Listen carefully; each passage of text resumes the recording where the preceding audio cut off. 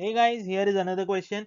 Let C1 be a curve obtained by the solution of the differential equation 2xy dy by dx is equals to y square minus x square and x is greater than 0.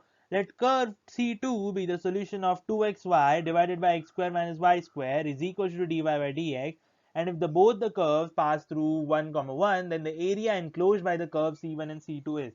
So first we need to solve these differential equations.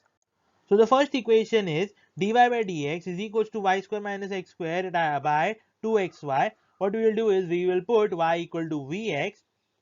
Now dy by dx becomes v plus x dv by dx, and y square minus x square becomes v square x square minus x square divided by 2vx square. And this can be simplified to v square minus 1 divided by 2v. Once we have that, we will simplify this equation to get 2v divided by v square plus 1 into dv is minus dx by x. Once we have that, this is a simple integration. We integrate and get ln of v square plus 1 is equals to minus ln x plus c ln c, and v square plus 1 is equals to c by x. And similarly for this, we separate y equal to vx again, as v is equals to y by x.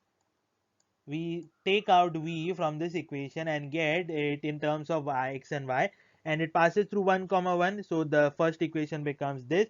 Similarly, using the same analysis, we get the second equation to have the answer as x square plus y square minus 2y is equal to 0. Now the required area is thus over here. As you can see, these two are the equations of the circle with centers on x axis and y axis using this, and the radius is root of 1, which is 1.